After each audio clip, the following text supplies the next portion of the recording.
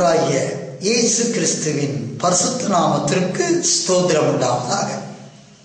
எல்லாம் இயேசுவே ஊழியத்தின் சார்பாக உங்களை அன்புடன் அழைக்கிறோம்.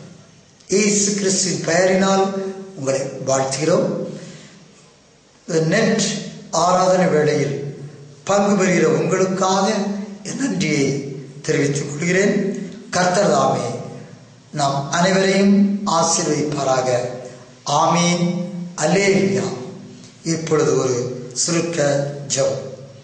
அன்புள்ள ஆண்டவரே, இந்த நல்ல வேளைக்காக நன்றியோடு ஸ்தோத்திரிக்கிறோம். எங்களுடைய வாயின் வார்த்தைகளும் இருதயத்தின் தியானமும் உமக்கு பிரீதியாய் இருப்பதாக. ஆமீன். அல்லேலூயா. இப்பொழுது ஒரு பாடலின் ஒரு சிறு பாகத்தை கேளுங்கள். எச்சரிப்பின் சத்தத்தை தள்ளிவிட்ட போதிலும் அன்பின் சவுக்காடியா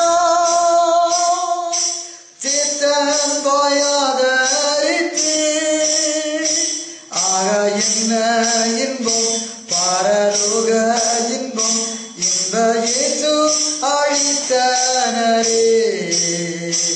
அளவின் கடங்கா புத்திக்கும் ஏற்றிடம் அன்பை கூற நாவும் போதுமோ.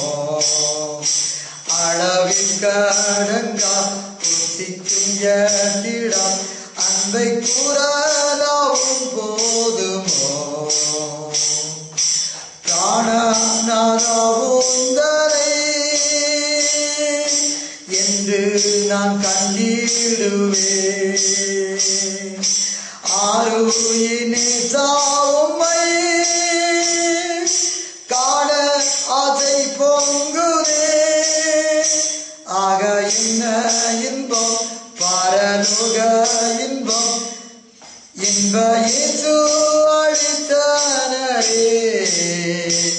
அளவில் கடங்கா புத்திக்கும் ஏற்றிடம் அன்பை கூற நாவும் போதுமோ.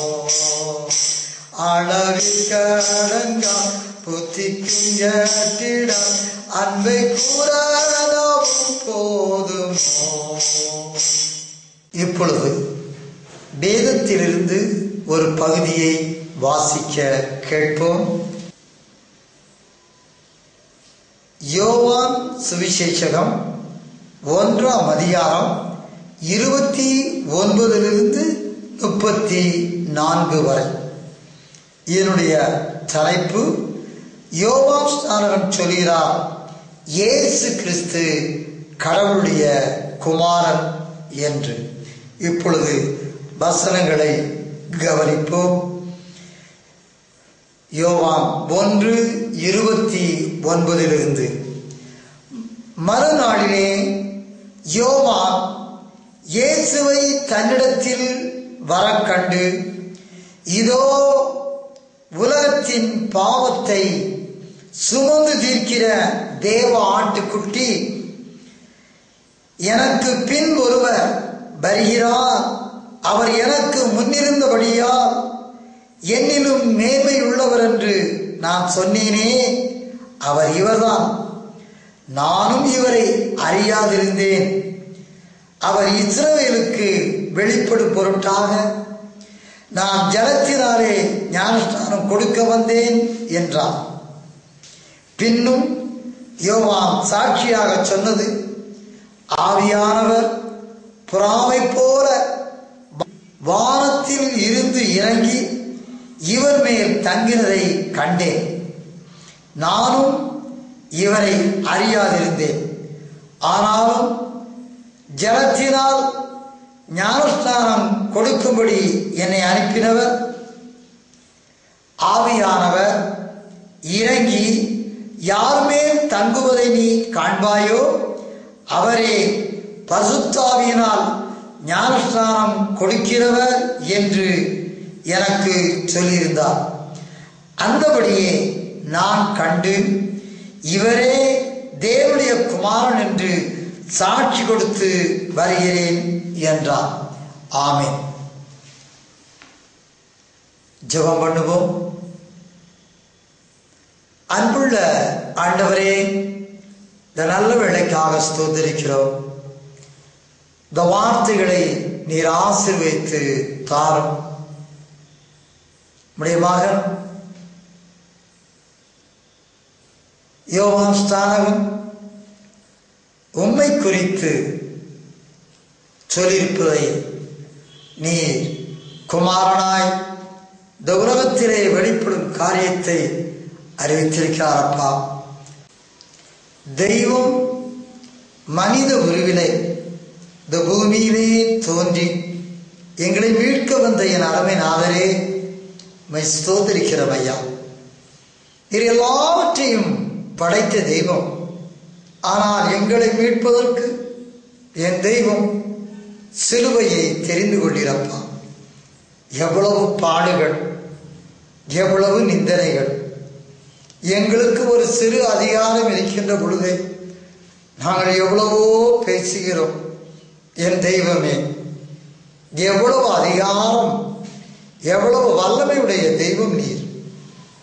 அவ்வளவு வல்லமை இருந்தும் எங்களுக்காக எல்லாவற்றையும் சகித்து கொண்டு கன்னத்திலே அடிக்கப்பட்டு காரி துப்பப்பட்டு உமிழ்நீரால் உம்மை துப்பினார்களே சுவாமி, தலையிலே கொட்டினார்களே சுவாமி. நீர் எங்களை மீட்பதற்கு பட்ட பாடிற்காக, எங்களுக்காக நீர் பட்ட பாட்டிற்காக மக்கு நன்றியோடு மக்கு ஸ்தோத்திரம் செலுத்துகிறோம் ஐயா. இதோ ஜீவ மார்க்கத்தை காட்டும்படியாக, ஜீவ வழியை தெரிந்து கொள்ளும்படியாக எங்களுக்கு நீர் கிருபை காட்டினீரே, அதற்காக உமக்கு ஸ்தோத்திரிக்கிறோம். எங்களை பலப்படுத்தும் சுவாமி. உம்முடைய சத்திய மார்க்கத்துக்குள்ளாக எங்கள் வாழ்க்கை முழுவதும் ஓடி கடந்து செல்ல எங்களுக்கு கிருபை தாரும் சுவாமி. உலகம், மாயை இவைகள் எந்த விதத்திலே எங்களை ஆட்கொண்டு விடாதபடி பாதுகாத்துக் கொள்ளும்படியாக ஜெபிக்கிறோம். நீர் சீக்கிரத்தில் வரப்போற தயவிற்காக நன்றியோடு உமக்கு ஸ்தோத்திரம் செலுத்துகிறோம். இவற்றிலே பங்கு பெற்ற ஒவ்வொரு மக்களோடும் உம்முடைய கிருபை இருக்கும்படியாக ஜெபிக்கிறேன் சுவாமி. அவருடைய ஆவிக்குரிய பிரகாரமாக அவர்களை பலப்படுத்தும்படியாக ஜெபிக்கிறேன். உம்முடைய வருகை மட்டும் ராஜனே நமக்கு சாட்சியாக நிற்க பலம் கொடுக்கும்படியாக ஜெபிக்கிறேன். யாவரோடும் கிருபை இருக்கட்டும், ஒவ்வொருவரோடும் கிருபை இருக்கட்டும் சுவாமி. இவை எல்லாவற்றையும் அன்பாய் கேட்கிறோம் சுவாமி. ஆமே ஆமே. அல்லேலூயா.